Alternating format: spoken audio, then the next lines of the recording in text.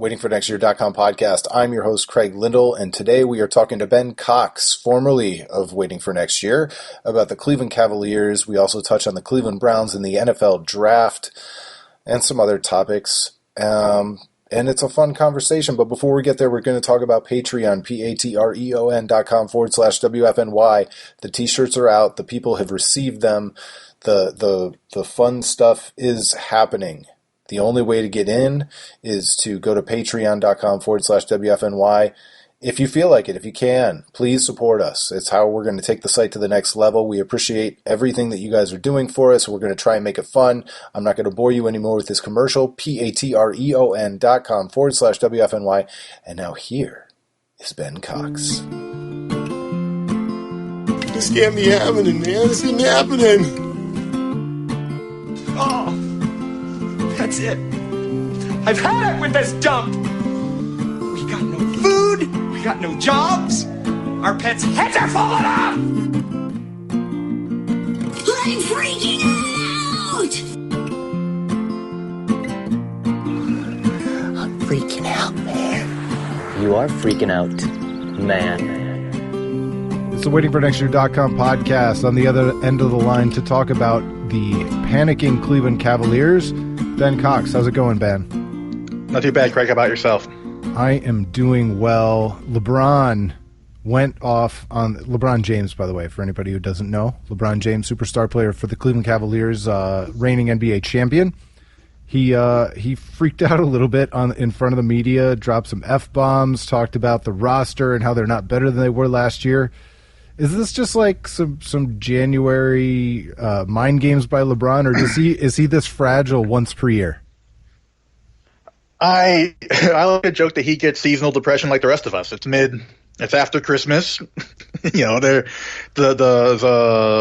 finals and the title run is worn off. It's mid January. No, the playoffs aren't even close, and so it's just that slog of the regular season. And he's been wanting a point guard now. You know, for a few months, he's been pretty vocal about wanting the point guard. So I think he's just reiterating that, like, he thinks they need it, and they definitely do need a backup point guard. And yeah, but I think some of it is just mid-season light a fire under the guys, and by guys I mean Dan Gilbert and David Griffin. And I don't necessarily disagree with sending that message to the organization. I think it's probably always a good time for him to do that in some cases, in some ways. But do you think like they've really left many opportunities on the table in terms of building this roster this year at this time? From what I can tell, not really. I mean, it was kind of frustrating watching Terrence Jones whoop him last night in his best game of his life. It's when he was available on the scrap heap at the same time Birdman was, and you know, Birdman's now gone for good. And so it's a little bit frustrating that, like, you know, I've been joking that, I've watched a lot of the finals games over and over, and Richard Jefferson, he did a great job in those finals, but there are some shots where you're like, oh, thank God that went in. And running him back again, which, you know, I support because the guy helped you win the title, you reward that guy, run it back, but, like, you're still going to need wings, and you're still going to need other help, especially for the regular season. You know, in the playoffs, a lot of their problems are regular season problems. It's you know, they're not going to be playing a backup point guard in the playoffs, and they're not going to be really playing a third big or fourth big in the playoffs. But you know, LeBron's averaging the most minutes out of anybody in the NBA, and taking some nights off and getting that down to 32 minutes and another point guard, another big might help that minute distribution. So there are a couple things at work there, but first of all, so correct me if I'm wrong, but if they don't bring back Richard Jefferson and talk him out of retirement, there's really not much in the way of methodology to replace him anyway. Yes and no. I mean, they just traded for Kyle Korver. I mean, there's stuff out there. But, you know, and the Korver thing's interesting because, you know, you do that trade 100 times out of 100, you know, twice on Sunday, whatever you want to say, but he didn't really fix any of their problems. You know, if the Cats have problems, it's they need another point guard just to take the wear and tear off LeBron and Kyrie, and they could use them as their backup big men for different situations. And Korver is a great shooter, but he's an older, kind of almost a stretch four at this point, and he doesn't really fix any of the underlying issues, the issues that the Cavs have that aren't really, really issues, but like whatever issues they do have, Korver didn't really fix any of them. No, he was. I mean, at best, he kind of buys them some time while J.R. Smith continues to be out, maybe. And he's another option, so that the only thing better than having two options to be hot from outside is having three options to be hot from outside, and then just going with the hot hand. But I guess my point is that for all the complaints that LeBron's lobbing, and I don't necessarily disagree in terms of, hey, this is an arms race with Golden State, and Golden State got better, and the Cavaliers probably did not. But I'm not sure what the Cavs could have done differently. They even managed to turn the Delhi signing into a trade exception. Like I think they've done like pretty much everything they could possibly do, and there's still some bullets left in the gun potentially. But at a certain point, LeBron has a team with Kyrie Irving, Kevin Love, and Tristan Thompson. And I'm not sure what else. It's not like when he was here the first time and everyone said, "Hey, he's playing with Jamario Moon." Mm-hmm. Well, in his rant, he talked about, what happens if Kyrie goes down, or if he goes down, or if Kevin goes down, that they're so top heavy. And during, I think the Spurs game on Saturday, Jeff Van Gundy was like, "Oh, Channing Frye's their fourth leading scorer." Wait, that's kind of weird. And you're like, well, yeah, a little bit. It's a little bit that Channing Frye is their fourth leading scorer. But, but again, that JR's out. But, LeBron talked about them being top heavy, but I don't know. Whoever they get isn't going to fix the top heavy problem. Whoever they trade for, or pick up off the scrap heap or sign, he's going to be one of the bottom guys anyways. He's not going to be the force guy in the big four or whatever. Like, that's not going to happen. Now, I'm not looking to overrate the Cavaliers' other pieces, whether we're talking about Jefferson, Liggins, McRae, even Tristan Thompson and Iman Shumpert. But how much of that top-heavy roster is the construction of the roster, and how much of it do you think is like coaching decisions and in-game rotational decisions and Ty Lue's apparent unwillingness to sit LeBron? I think the roster construction when you have let me ask it a different way. I'm sorry to interrupt. Do you think that the Cavaliers could solve his minute problems just by letting some of these other groupings play more together? Because it seems like they won't even try. Yeah, I'd be okay with having almost a hard limit of 35 minutes or whatever it is for LeBron, and just kind of forcing them to do other stuff, whether it's a Kyrie, Kevin, Shump, and bench guys lineup, or whatever it is, just to get him rest during games and keep that minute count down. But that's also on LeBron. Windhurst talked about how like every Cavs coach starts the season saying we're going to limit LeBron's minutes, and then no one ever does. Because if you could be like, well, I should have my five guys, should I have LeBron out there or not? You're gonna pick to have LeBron out there. It's just gonna be, if that's an option, the option to play LeBron, you're gonna do that, but that's gonna help you win. And yeah, every Cavaliers coach since LeBron's been a Cavalier, and even the first time they talked about getting his minutes down, and no one ever does it. And if LeBron really wanted his minutes down, he would sit more.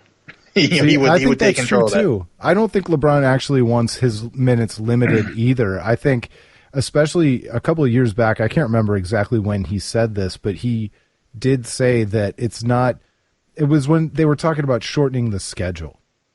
And he was saying it's not about minutes, it's about the number of times I warm up. And if I bother to warm up and get suited up for a game, whether I play 32 minutes or 42 minutes, it doesn't really matter. I'm playing a game, and I'm warming up, and I'm getting ready, and I'm playing a game. Yeah, I do. I can see that too a little bit, but at the same time, game after game after game after game is gonna, those extra 2 minutes, extra 3 minutes, extra 5 minutes are gonna add up over the course of 82 games, 14 seasons, like that. I mean, that's gonna take a toll whether he wants to think so or not, really. But they have done a good job of keeping him out of back-to-backs and the 4 and 5s, and that does play a role. They are consciously looking to sit him games, and that does factor into all this. Would you complain if LeBron took 2 weeks off? No, I'm waiting for it. I've been joking now that he needs his Miami, whatever he does down in Miami, where he goes, works out, and comes back and dunks a lot. Whatever happens down there, I think he I'm goes ready. into like the Joe Rogan isolation tank and yoga. Sure, yoga. I'll go with yoga. He has to go to Miami to practice yoga. Cool. Yeah, that's what we're gonna go with. Yoga. Cool. Yeah. Yeah. I've been joking. Season doesn't start till LeBron has his midseason vacation and comes back. Did he have one last year? Yeah, he went down. Last year he posted the picture on Instagram of working out with Dwayne Wade and some guy and pimping some guy's gym, and it was a whole thing, a whole to do. Well, and now they can, for Wade, it's escaping Chicago, it's LeBron escaping Cleveland, and yeah, go get some sunshine, go see some beaches, let the Cavs work out some of their kinks without you, and then come back refreshed and recharged. How much fun is this? Because the Cavaliers won a championship, and how miserable would we be otherwise? Oh yeah, I've been joking a couple days now because people seem like really upset with either people being upset that the Cavs lost or like actually being upset that the Cavs lost. And yeah, if they, I told my girlfriend last night, I mean, man, if Game 7 went the other way and this is happening and I'm dealing with the Trump stuff, I'd be miserable. Like I'm only slightly miserable. But like, man, if it was like, that was their best shot and it didn't go in, and now they got Durant and LeBron looks older and they're all grumpy again. Like it. And the Indians lost Game 7 of the World Series. Yeah, it'd just be really bad. And that they won. Bill Simmons has talked about having like a 5-year grace period after your team wins, and I'm like kind of on that track. Like I'm not gonna. I've always joked on Twitter, like, is it May? It's not May yet, so I'm not going to be mad that they lost. Like, it's not April or May where, like, everyone's really trying. And it sucks that, it doesn't suck that we follow a team that, it's like following the old Shaq and Kobe Lakers or the Garnett Celtics. Doesn't matter what the regular season record is. When it comes time for the playoffs, they're going to show up. And yeah, it's mid-January, and they lost in New Orleans. And they've lost in New Orleans the last 6 times. I don't know what's going on down there, but they don't play well there. Maybe they're out partying, Maybe it's one of those schedule loss type cities. Golden State just lost to Miami on the Dion Waiters 3. I don't know. There might be something to that. Well, and it's usually on the football side, but they always say that Miami is a place where players go to for their careers to die, just because it's hard to get up any motivation to practice, and it's just so beautiful and fun, and presumably you went there on a free agent deal and became rich like Ndamukong Suh, and I think that's the same thing on an 82-game schedule in the middle of winter. In the basketball season, you go to Miami, it's like, I'm relaxed. You're not like gearing up to compete. Yeah, and you're certainly not gearing up to compete against Dion Waiters. No, you are not. Yeah, I mean there's been schedule losses like this before where it's like, they really, especially before LeBron, to be down in Atlanta or down in New Orleans, down in Miami, like, wow, they really didn't show up at all. After that, they had a couple nights in New York and they didn't show up. That's interesting. It's like, yeah, go figure. And we used to freak out because LeBron would talk about chill mode, and you'd occasionally catch one of those posters for an after party. And, the Cavaliers would lose, like, maybe to the Wiz or something, and then there would be an after party, and that was like, they're not taking it serious. They're not taking 82 games serious. And I know that's supposed to be seriously, but whatever. And now we're like, they won. The playoffs aren't here yet. we have a few months till the playoffs, but we're not going to sweat it. And maybe we should be sweating it. Maybe they have deeper problems than than we think. I'm not super at this point. Yeah, well, and the other part of it is that I really do keep coming back to that. Well, what could they have done differently? It's not like they had a Kevin Durant opportunity and they let it slip through the cracks. Like the reason that Kevin Durant signs with Golden State and ends up with that team is such a crazy confluence of factors and variables that would never, ever, ever happen again. Yeah, that a team like that would have that kind of cap space is ludicrous. Mm-hmm. It's like magical for them. Yeah, that is true. That the Cavs only had so many moves they can make. Like I have a guy who comes to the library all the time who just wants to trade Shumpert so bad, and I was like, dude, they have no wing defense now with Shumpert, and he's like the only guy with young legs on the wing who plays defense anyways. Like if you're gonna trade him, you got to get two wings back because they need a wing. They need a wing anyways, and if you're gonna trade Shumpert, now you're down another wing. Like there's no point to that. Like there's any of their moves can be like, oh well, if we trade Jordan McRae and Chris Anderson's corpse, then we might get like, okay, I don't know, like who wants Jordan McRae and who wants Chris Anderson and who wants any of that stuff. So it's kind of first of two things. Number one, when did Shumpert learn how to shoot? And number two, I want Jordan McRae because. Like, I realize how meaningless some of these regular season games are, so just let him play 20 minutes and let LeBron sit for an extra 10 or let him give Kyrie an extra 5 and LeBron an extra 5 and run that kid into the ground and not into the ground, but you know what I mean. He's got fresh young legs. Yeah, if he's going to fail, let him fail, and the Cavs should be deep enough that they can handle a crappy wing player for 15 minutes a night, and it's not going to murder him. We're losing to New Orleans without their best player anyway. Yeah, where LeBron's playing 45 minutes and Kyrie's at 41 or something. Yeah. I listened to a lot of Bomani Jones. He would call that hustling backwards. Mm-hmm. Yeah, I would agree with that. So I don't know. I don't know what the conclusion is. I think they'll work it out. I think they'll be fine. I think that's as much a conversation for Ty Lue as it is for Griffin, though.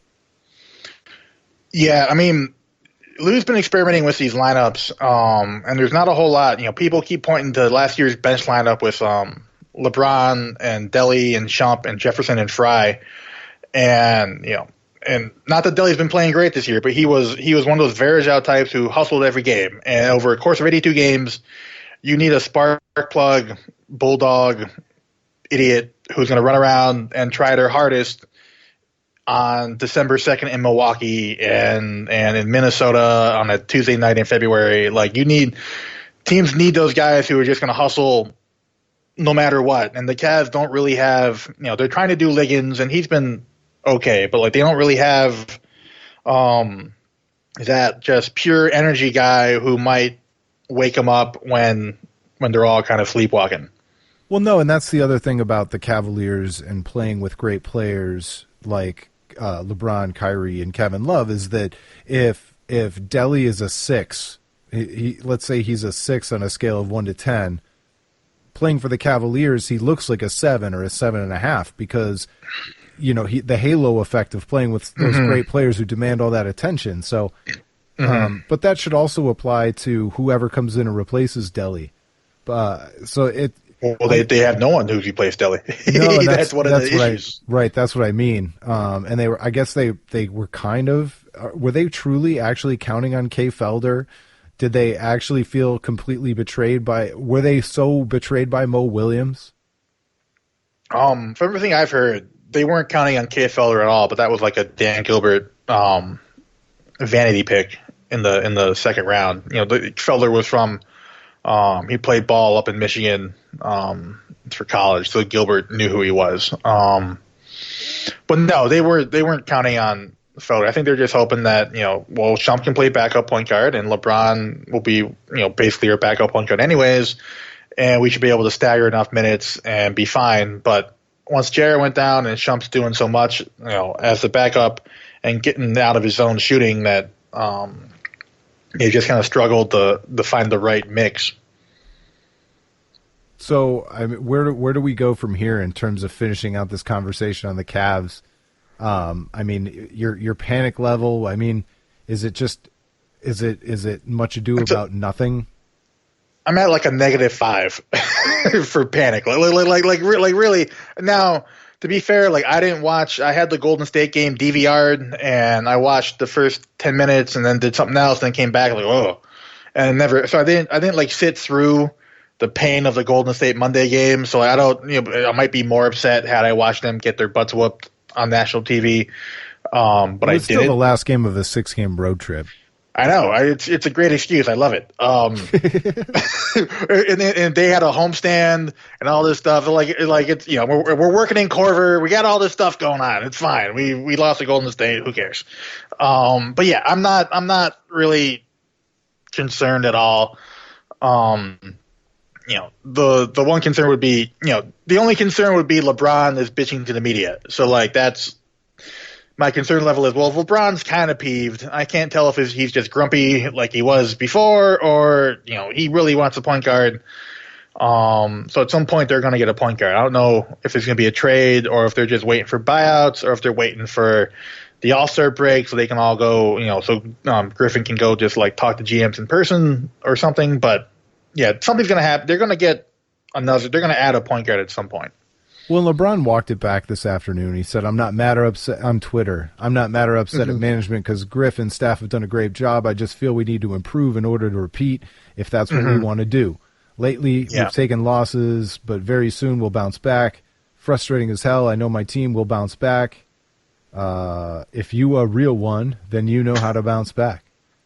Okay. Yeah, so yeah, it's just regular season. They're all tired and cranky. They've had all these road trips. They're working in Corver on the fly. Both Kyrie and Kevin were injured before the road trip, and Kevin had the whole sea bass food poisoning issue. So, I don't mean to laugh at his 10-pound loss and sickness, but holy hell. Yeah. No, and like even in my kind of mediocre existence, I've got 3 or 4 freakouts a year, even behind the scenes at Waiting for Next Year, where I'm like, all right, I'll talk to you guys tomorrow because otherwise I'm going to kill one of you, or make an ass out of myself pretending to verbally. No, I mean we all kind of have little moments, and it's funny. Maybe it is seasonal disaffected. He needs to go to Miami. Just go to Miami. That should be our mantra for LeBron. Just go to Miami, but temporarily, not permanently. For the sun, for sunlight, and then come back. Yeah, sunlight and work out. Just go to Miami and then come back. Come back, please. Yeah, please. Never leave again. All right. So, should I even bother trying to talk about the Browns with you? At what point this year did you just turn it off and say, all right, not again? Well, the thing is, in August, I tore my patella tendon. And so I've watched that if you who aren't familiar, it's a tendon that connects your kneecap to the lower half of your leg. And so I need to have surgery. It's a biggie. Yeah, it's not great looking at that and your kneecap's not where it's supposed to be. Like, oh, that's no good. And it's also not an ACL, right? It's worse than an ACL. My friends have sent me news articles on sports players who have had patella tendons, and every article there says it's worse than ACL. But not having had ACL surgery, I can't say if that's better or worse. Like I was prepared for worse than what it's been so far. Like the worst part was just been sitting around for 3 months, not really doing anything. But I watched more football this past year than I've probably watched the previous 4 years combined. Did you toothpick your eyes open? No. So you actually enjoyed your overindulgence in football. I don't get mad at it. It's just like, oh wow, you guys do suck, and you suck in a new way. I have never seen somebody suck like this before, and then they do something weird, and yeah. Anyway, we had the game on Christmas Eve. my parents' house, and we all gathered around to watch all the missed field goals at the end. So that was fun. That was a fun family moment. And I have watched the games, but like, I don't know. They are what they are. They're, you watch these other teams like New England and Green Bay and all them. And it's like, wow, they do different stuff than what my team does. My team does not do any of this. No, it's true, and they have players. It was like I was watching the AFC Championship game this weekend, and all the catches that New England made, whether it was Hogan or Edelman or any of the other guys, where they would catch the ball and then all of a sudden they would evade tackles and go for another 15 to 20 yards. And I'd be like, wait a minute, you're allowed to do that? I thought when you did catch the ball, when you didn't put it on the ground and drop it, that you had to just go straight down. Well, yeah, they're also catching it not near anybody. That helps too. Well, it's just amazing because, that's one of the things. Like, I can't remember who I was telling this to on the podcast recently, but the dark days of the Cavaliers, I think it was the Fratello years. I remember waking up one day and going, hey, I can't remember the last time a Cavaliers player, dunked. Mm-hmm. Because they never had any fast breaks. They would walk it up half court, and you just don't really get dunks in the half court that often, or at least you didn't back in the late 80s, early 90s, whenever that was. Whenever everyone packed the paint and took long twos. Yeah, and so I was like, wait a minute, this is just a different sport than what the rest of the league is watching. I'm watching these Michael Jordan highlights, and he's dunking left and right, and they play defense and get fast breaks and the whole thing. And it's the same with the Browns now, where you forget that guys can run and break a tackle and turn what should be a 4-yard run into a 27-yard run, or that pass that goes 7 yards, he breaks a tackle and makes it a 22-yard gain. The plays over 20 yards is what we're lacking as Browns fans. Yeah, well, yeah, you see these quarterbacks make the 25-yard outs. I was like, oh, we don't have anybody who does that. Like, no one's made that throw since '99. Who's played for our team. Like, no one, those frozen ropes to the sidelines for 25 yards, 15 yards, 17 yards, no one, we don't do that. Well, and now Terrell Pryor's there, and he has to wait for the ball to get there. Mm-hmm. Yeah. Which is something. So do you have any? Go ahead. I was going to say, but my Browns draft opinions are, I'm okay. If they want to take a quarterback one, then you're number one, take the QB. I'm fine with that. If you want to take a defensive player one, I'm also fine with that because you need both. and last year, I watched a team with Peyton Manning's corpse win a title because their defense smashed everybody. So that's a way you can do it. And all these teams now have all pro quarterbacks, and so that's another way you can do it. And you have neither, so either one's really fine. You just can't miss. Whoever you take one.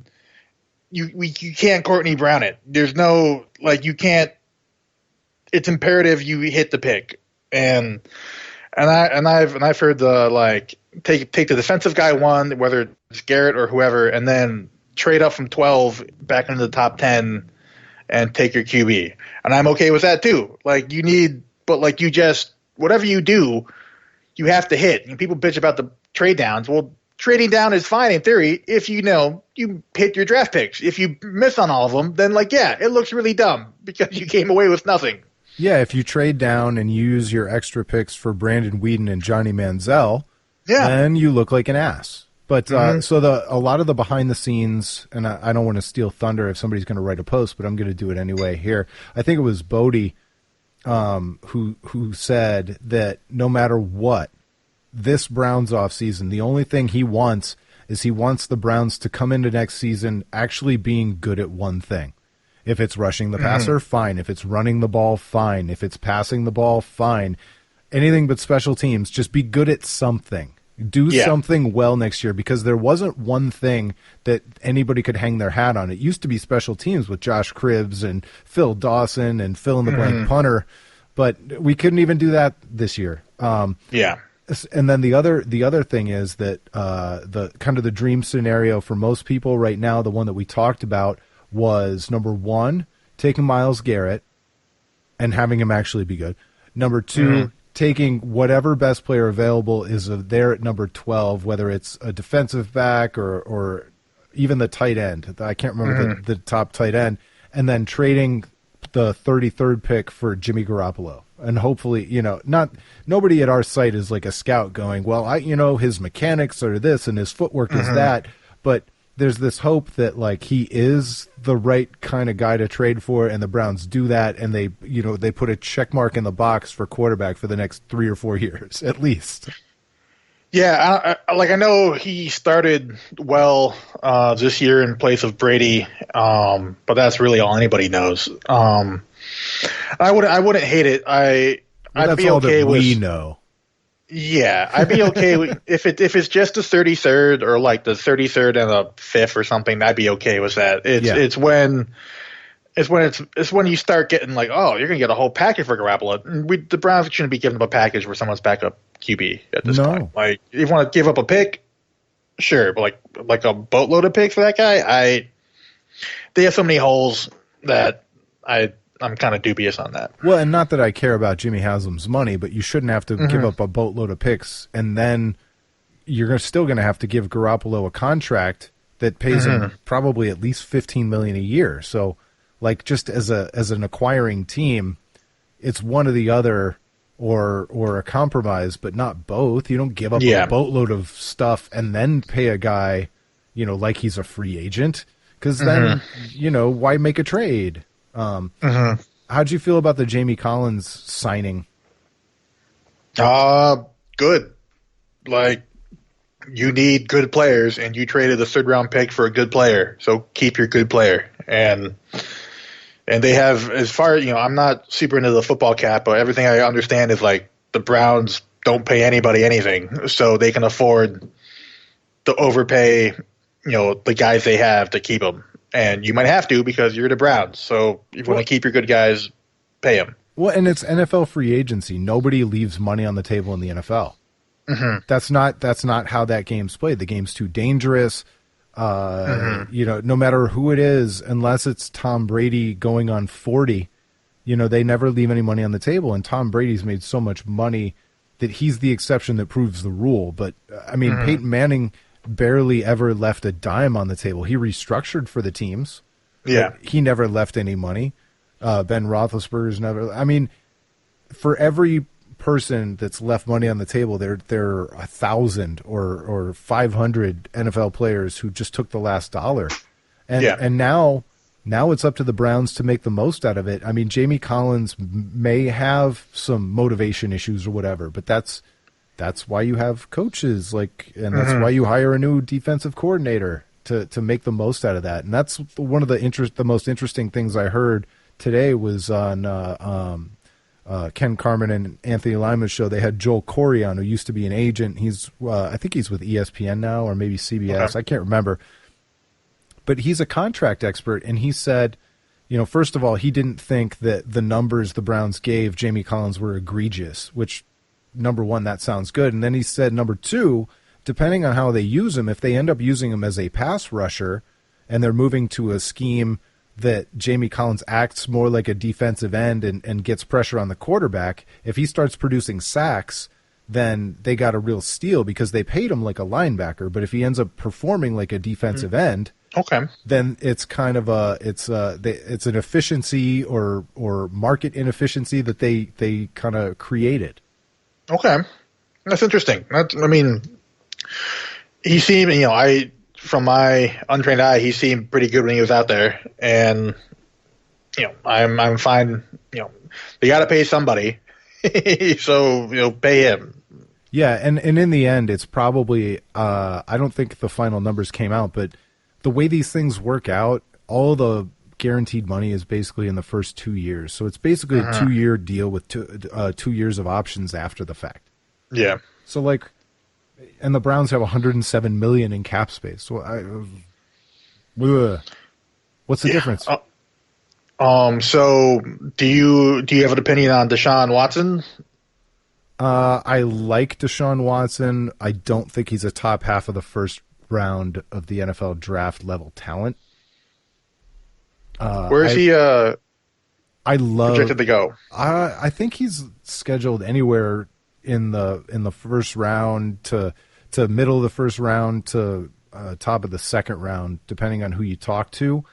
Okay. my favorite quarterback in this draft among the top kind of 3, 4, whatever that I know of is I like Kizer the best, which is crazy because he was on the worst team and it's harder to kind of see.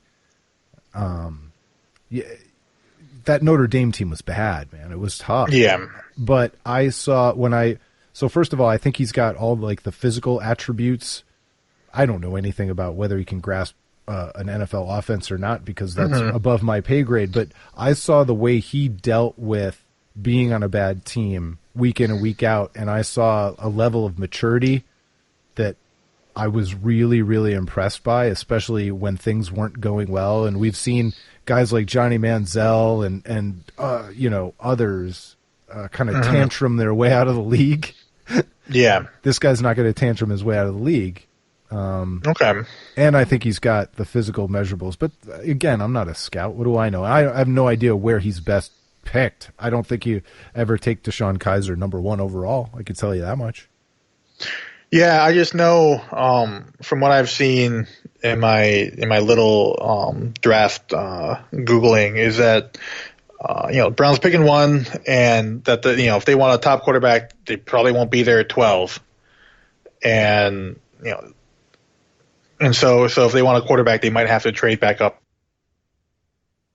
or something because it may not be there, and so I could see them taking a guy 1 and going defense at 12 or something. Yeah. But yeah, doesn't that scare you with Myles Garrett up there? Yeah, it does. But it's also this weird, like, everyone says he's the best, and so is he? Is that is at that point is it groupthink or is it just he really is? Is it like a LeBron situation where it's like, well, of course he's gonna be great. I don't know. And again, like I'm fine. Who's the end on Denver? Who's Von Miller? Like you need those guys. You need they haven't had a guy you plan for on defense. Von Miller. Yeah, there's no one teams have game plan for on the Browns defensive side at all. They've all been. Everybody we've had has been, decent and okay and solid and maybe even good, but no one great or no one game breaking great to where it's like if we don't control him, we're gonna lose. And so if Garrett's that guy, then cool, take him. I'm in. Well, and this is all the more reason why I think there's a quiet rooting interest, hoping that not only is Jimmy Garoppolo that player that the Browns will pull the trigger for something outside of the first round. Because, I mean, we know a lot more about Jimmy Garoppolo than we do about Mitch Trubisky. In terms of who's got the best college resume, there's no arguing with Deshaun Watson's college resume. Yeah. And at least with Garoppolo, you can just play him right away and just slot him in and go and hit the ground running. Because I'm worried about who's the Buffalo QB that might get cut or got cut, and there's talk of the Browns picking him up and then going with a rookie QB, and it's like, man, going with another tomato can starting QB with the rookie Tyrod Taylor waiting in the wing. Yeah, Tyrod Taylor. I'm going with someone like that, and then having, doing another McCown Manziel thing. I don't want to do like, I'm of the belief that like some of these guys, Derek Carr and Dak Prescott aside, some of these guys shouldn't play right away. Aaron Rodgers sat for years and didn't get beat up. didn't take a whole bunch of hits from. And he 22 to 27 or whatever it was. And he looks really good at 33. I think there's something to that like, hey, don't get murdered by a crappy offensive line when you're 22 and you might still have a career in your 30s. Like I remember like Tim Couch couldn't go anywhere else because he was ruined. And that sticks in my mind. There's this old, they have to take their lumps and they'll fight through it. But like, well, lumps could ruin your career if you take enough lumps. The goal is to not have your quarterback take lumps. And so it's nice that Garoppolo can read NFL defenses and play NFL football tomorrow, and if you want to trade us, your first pick of the second, wherever it is for him, it makes sense, and it'd be nice, to not have to start the year with like RG3 or McCown and have everyone waiting for when the rookie is going to play. Every drop pass or behind, every bad pass, the crowd just starts grumbling for the rookie, and he may not even be ready, but we're gonna call for him anyways. And I'd like to avoid that if we can. Well, and that's part of the Tyrod Taylor scenario too. Like if the Browns did go out and use free agency to sign Tyrod Taylor, I would still hope that they'd find another prospect at the quarterback position, either that maybe 12, maybe 33. Like it wouldn't scare me to sign Tyrod Taylor and draft and maybe Kizer or Deshaun Watson is still there at 12. Probably not, but maybe. I would love that, for all the complaining people did about Washington taking Kirk Cousins in the third round the same year that they took RG3 number 2 overall. Like pretty good way to spread your risk. Yeah. No, for sure. So I'm fine with it. Yeah. Yeah, but you just can't go into next year with the same QB stable that you got going on now. Something's gotta give. I think they need to come back with the same stable plus. Like I think you could still bring back RG3 just to see what he can do in camp. I think you definitely bring back the kid from USC, I can't remember his name, Cody Kessler. And I don't care what happens with McCown, to be perfectly honest. But yeah, and then if it's two more, if it's Tyrod Taylor and a draft pick, if it's Jimmy Garoppolo and a draft pick, if it's Jimmy Garoppolo, you cut RG3 for sure. But I think maybe. But yeah, you still. It's Cleveland, man. Maybe you'd need RG3 for 3 games. Well, he's only going to make it that long, so. I still think it's there, and this is an argument I've gotten into way too many times on Waiting for Next Year. I think people are a little bit too harsh. Like, if you believe in Hugh Jackson as a coach and a mentor for quarterbacks, then RG3 had less than half a season, and he was injured, and like, if you believe Hugh Jackson plus time and a quarterback makes that quarterback the best he can be, like, why wouldn't that also apply to RG3 and give him another year? Yeah, I mean, I know it's not a high percentage chance, but it's not like RG3 was a problem around the team or anything. So are you going to find is there a better prospect that goes undrafted or is drafted in the 4th, 5th, or 6th round? Probably not. Yeah, I would not expect anything from RG3, but I'd be fine with running him back and letting him play till he can't again. Yeah. Basically. Well, we got it all figured out. We're gonna run the Browns draft room now. We fixed the Browns. I'm really draft a quarterback. I'm really concerned about them overdrafting a quarterback number 1. I understand the idea that you hope to only have this opportunity, once a generation picking number 1 overall, but there's too many quarterbacks in systems and dominant defenses to overdraft any position. You just if Myles Garrett is that much a consensus number 1 overall pick, I don't want to see the Browns get too cute and outthink themselves. Yeah, I lean towards that myself, and if you don't trade 33 for Garoppolo, you can package 33 and 12 and move up the 8, or if someone you want falls, or you want it, the QB you want, but you can't take a 1 while Garrett's there, then you can package 12 and 33 and maybe something else and move up and get your guy. I'd be okay with that too. But yeah, I would prefer them just going best player available at 1 and get a stud wherever he plays. Just you can't leave without getting a monster at number 1. Well, Ben Cox, I appreciate you making some time for us tonight. I didn't know if you were going to be able to talk Browns today at all, but I knew you were going to be able to talk Cavs, so it was good catching up, man. Yeah, Craig, it's been fun. Been a while. And is your tendon feeling better? Are you moving around now? Yeah.